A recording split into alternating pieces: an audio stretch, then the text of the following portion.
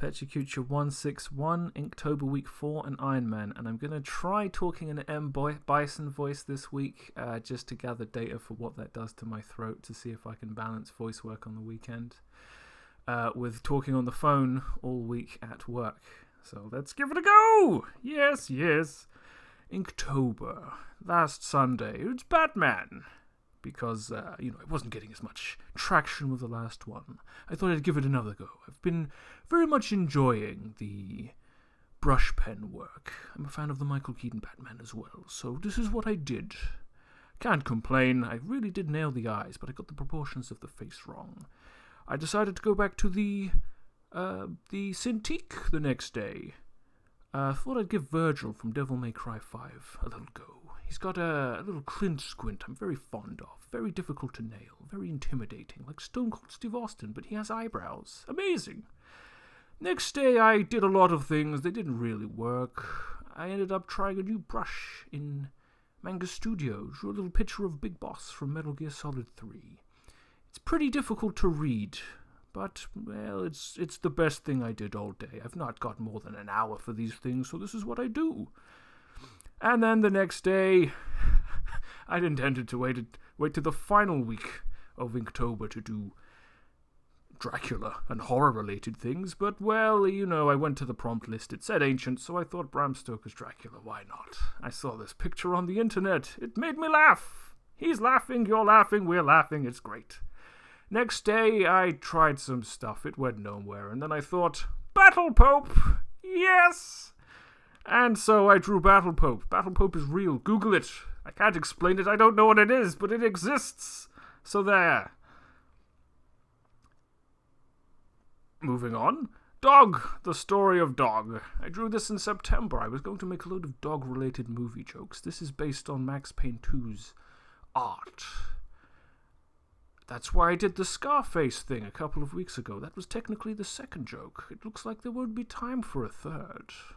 Or will there? Probably not. It's the Halloween stuff soon. And Soundwave. Autobots inferior, Decepticons superior. You know it to be true. The bad guys are the best. Doesn't matter that we lose. It's that we try and we keep trying. And if we won, there'd be no TV show. Just count your blessings, son. It's not inked the best, but it's really not that bad. So, Iron Man. It's a Marvel book. It's A5 in size. I picked it up literally because it was so small. I thought, why did they make this thing and not commit to it? Is there a reason? Turns out there is a reason.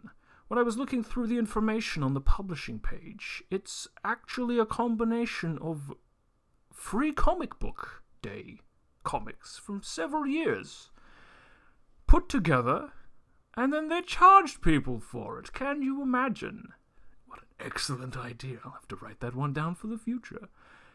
So, you've got several stories unconnected. The first one involves Tony Stark, Iron Man, having a convention called Stark World, which gets interrupted as he's planning some sort of nonsense by some sort of bad guys who kidnap him, and it's this weird thing where he's already established to be Iron Man, but he's effectively going through his origin story again, being kidnapped to make a suit of Iron Man armor with another scientist who dies in the process, and he learns a valuable lesson about morality.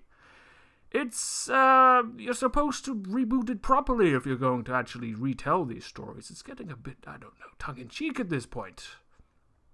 Not bad or anything, but not especially good. The next story involves Titanium Man being reinvented.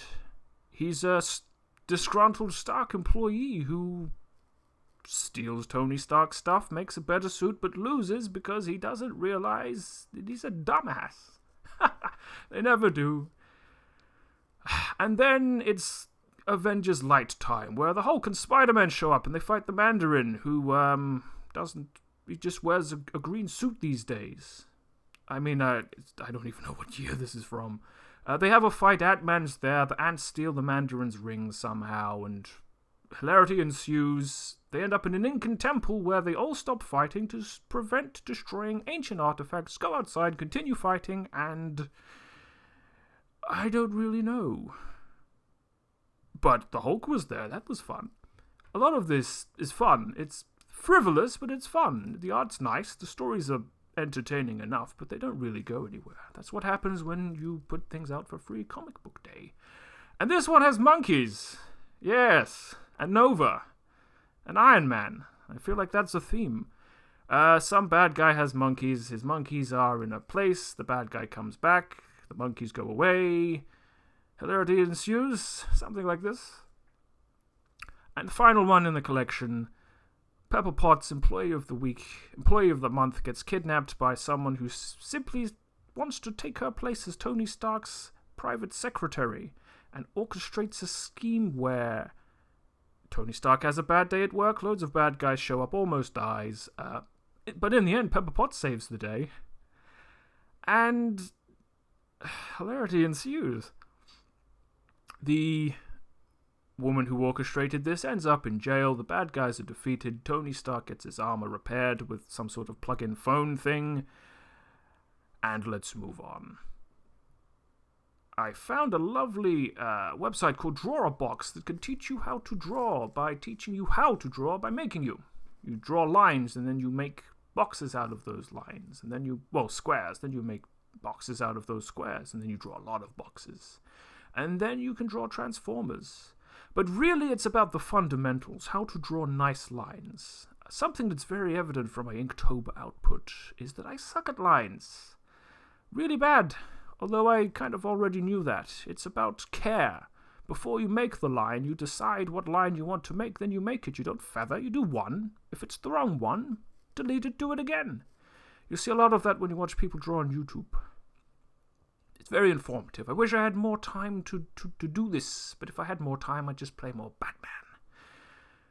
So this is what we're ending on. No sad clown of the week this week. I don't really want to dwell on all the doom and gloom, especially as I go into November. I have plans.